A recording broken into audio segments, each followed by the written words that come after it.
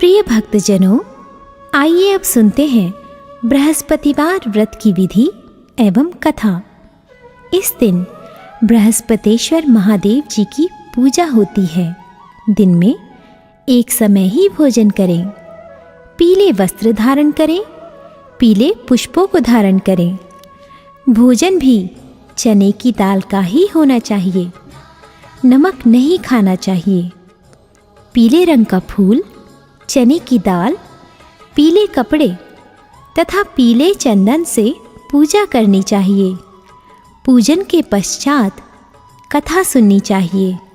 इस व्रत के करने से बृहस्पति जी अति प्रसन्न होते हैं तथा धन और विद्या का लाभ होता है। स्त्रियों के लिए ये व्रत अति आवश्यक है। इस व्रत में केले का पूजन होता है। कथा। किसी गांव में एक साहूकार रहता था, जिसके घर में अन्न, वस्त्र और धन किसी की कोई कमी नहीं थी, परंतु उसकी स्त्री बहुत ही कृपण थी। किसी भिक्षार्थी को कुछ नहीं देती, सारे दिन घर के कामकाज में लगी रहती। एक समय एक साधु महात्मा बृहस्पतिवार के दिन उसके द्वार पर आए और भिक्षा की याचना की। स्त्री उस समय घर के आंगन को लीप रही थी। इस कारण साधु महाराज से कहने लगी कि महाराज, इस समय तो मैं घर लीप रही हूँ, आपको कुछ नहीं दे सकती, फिर किसी अवकाश के समय आना। साधु महात्मा खाली हाथ चले गए। कुछ दिन के पश्चात वही साधु महाराज आए, उसी तरह भिक्षा मांगी। साहूकारनी उस समय लड़के को खिला रही थी। कहने लगी, महाराज मैं क्या करूं, अवकाश नहीं है, इसलिए आपको भिक्षा नहीं दे सकती। तीसरी बार महात्मा आए तो उसने उन्हें उसी तरह से टालना चाहा, परंतु महात्मा जी कहने लगे कि यदि तुमको बिल्कुल ही अवकाश हो जाए तो मुझको भिक्षा दोगी? साहूकारनी कहने लगी कि हाँ महाराज, यदि ऐसा हो जाए तो आपकी बड़ी कृपा होगी। साधु महात्मा जी कहने लगे कि अच्छा, मैं एक उपाय बताता हूँ। तुम बृहस्पतिवार को दिन चढ़ने पर उठो और सारे घर में झाड़ू लगाकर कूड़ा एक कोने में जमा कर दो। घर में चौका इत्यादि मत लगाओ। फिर स्नान आदि करके घर वालों से कहो उस दिन सब हजामत अवश्य बनवाएं। रसोई बनाकर चूल्हे के पीछे रखा करो, सामने नहीं। सायंकाल को अंधेरा होने के बाद दीपक जलाओ तथा बृहस्पतिवार को पीले वस्त्र मत धारण करो, ना पीले रंग की चीज़ों का भोजन ग्रहण करो। यदि ऐसा करोगी तो तुमको घर का कोई काम नहीं करना पड़ेगा। साहूकारनी ने ऐसा ही किया।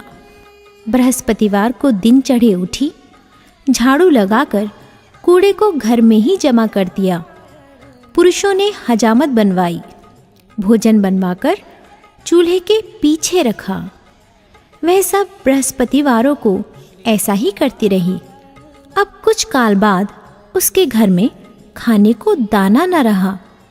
थोड़े दिनों में महात्मा फिर आए और भिक्षा मांगी, परंतु सेठानी ने कहा, महाराज मेरे घर में खाने को अन्न नहीं है, आपको क्या दे सकती हूँ?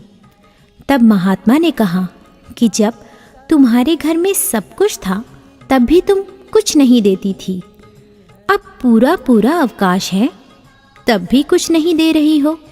तुम क्या चाहती हो वह कहो। तब सेठानी ने हाथ जोड़कर प्रार्थना की, महाराज अब कोई ऐसा उपाय बताओ कि मेरे पहले जैसा धन धान्य हो जाए। अब मैं प्रतिज्ञा करती हूँ कि आप जैसा कहेंगे वैसा ही करूँगी। तब महात्मा जी ने कहा, बृहस्पतिवार को प्रातःकाल उठकर स्नानादि से निवृत्त होकर घर को गौ के गोबर से लीपो तथा घर के पुरुष हजामत ना बनवाए। भूखों को अन्न जल देती रहो ठीक सायंकाल दीपक जलाओ। यदि ऐसा करोगी तो तुम्हारी सब मनोकामनाएं भगवान बृहस्पति जी की कृपा से पूर्ण होंगी। सेठानी ने ऐसा ही किया और उसके घर में धन धान्य वैसा ही हो गया जैसा कि पहले था।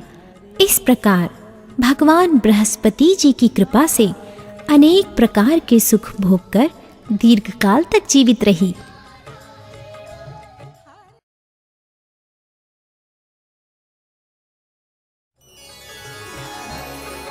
प्रिय भक्तजनों, आइए अब सुनते हैं बृहस्पतिवार की दूसरी कथा।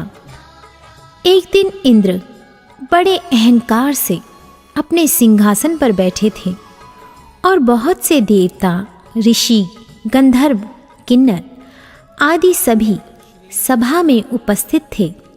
जिस समय बृहस्पति जी वहाँ पर आए तो सबके सब उनके सम्मान के लिए खड़े हो गए, परंतु इंद्र गर्व के मारे खड़ा ना हुआ, यद्यपि वह सदैव उनका आदर किया करता था।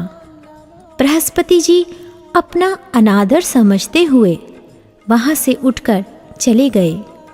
तब इंद्र को बड़ा शोक हुआ कि देखो, मैंने गुरुजी का अनादर कर दिया, मुझसे बड़ी भारी भूल हो गई। गुरुजी के आशीर्वाद से ही मुझको यह वैभव मिला है। उनके क्रोध से यह सब नष्ट हो जाएगा, इसलिए उनके पास जाकर उनसे क्षमा मांगनी चाहिए, जिससे उनका क्रोध शांत हो जाए और मेरा कल्याण हो। ऐसा विचार कर इंद्र उनके स्थान पर गए।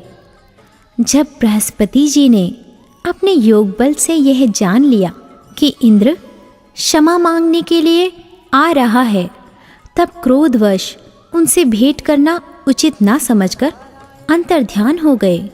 जब इंद्र ने बृहस्पति जी को घर पर न देखा, तब निराश होकर लौट आए। जब दैत्यों के राजा वृषवर्मा को यह समाचार विदित हुआ तो उसने अपने गुरु शुक्राचार्य की आज्ञा से इंद्रपुरी को चारों तरफ से घेर लिया। गुरु की कृपा न होने के कारण देवता हारने व मार खाने लगे। तब उन्होंने ब्रह्मा जी को विनयपूर्वक सब वृतांत सुनाया और कहा कि महाराज, दैत्यों से किसी प्रकार हमें बचाइए।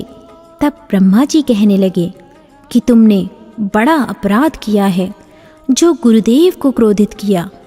अब तुम्हारा कल्याण इसी में हो सकता है। त्वष्टा ब्राह्मण का पुत्र विश्वरूपा बड़ा तपस्वी और ज्ञानी है, उसे अपना पुरोहित बनाओ तो तुम्हारा कल्याण हो सकता है।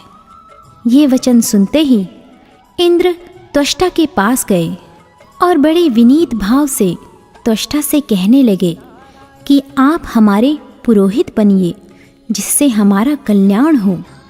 तब त्वष्टा ने उत्तर दिया कि पुरोहित बनने से तपोबल घट जाता है, परंतु तुम बहुत विनती करते हो, इसलिए मेरा पुत्र विश्वरूपा पुरोहित बनकर तुम्हारी रक्षा करेगा। विश्वरूपा ने पिता की आज्ञा से पुरोहित बनकर ऐसा यत्न किया कि हरि इच्छा से इंद्र वृषवर्मा को युद्ध में जीतकर अपने इंद्रासन पर स्थित हुआ। विश्वरूपा के 3 मुख थे। एक मुख से वह सोमपल्ली लता का रस निकाल पीते थे, दूसरे मुख से वह मदिरा पीते और तीसरे मुख से अन्नादि भोजन करते। इंद्र ने कुछ दिनों उपरांत कहा कि मैं आपकी कृपा से यज्ञ करना चाहता हूँ। जब विश्वरूपा की आज्ञानुसार यज्ञ प्रारंभ हो गया, तब एक दैत्य ने विश्वरूपा से कहा कि तुम्हारी माता दैत्य की कन्या है, इस कारण हमारे कल्याण के निमित्त एक आहुति दैत्य के नाम पर भी दे दीजिए तो अति उत्तम हो। विश्वरूपा उस दैत्य का कहा मानकर आहुति देते समय दैत्य नाम भी धीरे धीरे से लेने लगे। इसी कारण यज्ञ करने से देवताओं का तेज नहीं बढ़ा। इंद्र ने यह वृतांत जानते ही क्रोधित होकर विश्वरूपा के 3 सिर काट डाले मद्यपान करने से भंवरा, सोमपल्ली पीने से कबूतर और अन्न खाने के मुख से तीतर बना। विश्वरूपा के मरते ही इंद्र का स्वरूप ब्रह्म हत्या के प्रभाव से बदल गया। देवताओं के 1 वर्ष पश्चाताप करने पर भी ब्रह्म हत्या का वह पाप न छूटा, तो सब देवताओं के प्रार्थना करने पर ब्रह्मा जी बृहस्पति जी के सहित वहाँ गए। उस ब्रह्म हत्या के 4 भाग किए, उनमें से 1 भाग पृथ्वी को दिया। इसी कारण कहीं कहीं धरती ऊंची नीची और बीज बोने के लायक भी नहीं होती। साथ ही ब्रह्मा जी ने यह वरदान दिया, जहाँ पृथ्वी में गड्ढा होगा कुछ समय पाकर स्वयं भर जाएगा। दूसरा वृक्षों को दिया, जिससे उनमें से गोंद बनकर बहता है। इस कारण गूगल के अतिरिक्त सब गोंद अशुद्ध समझे जाते हैं। वृक्षों को यह वरदान दिया कि ऊपर से सूख जाने पर जड़ फिर फूट जाती है। तीसरा भाग स्त्रियों को दिया। इसी कारण स्त्रियां हर महीने रजस्वला होकर पहले दिन चांडालनी, दूसरे दिन ब्रह्मघातिनी, तीसरे दिन धोबिन के समान रहकर चौथे दिन शुद्ध होती हैं और संतान प्राप्ति का उनको वरदान दिया। चौथा भाग जल को दिया, जिससे फेन और सिवाल आदि जल के ऊपर आ जाते हैं। जल को यह वरदान मिला कि जिस चीज़ में डाला जाएगा वह बोझ में बढ़ जाएगी। इस प्रकार इंद्र को ब्रह्म हत्या के पाप से मुक्त किया।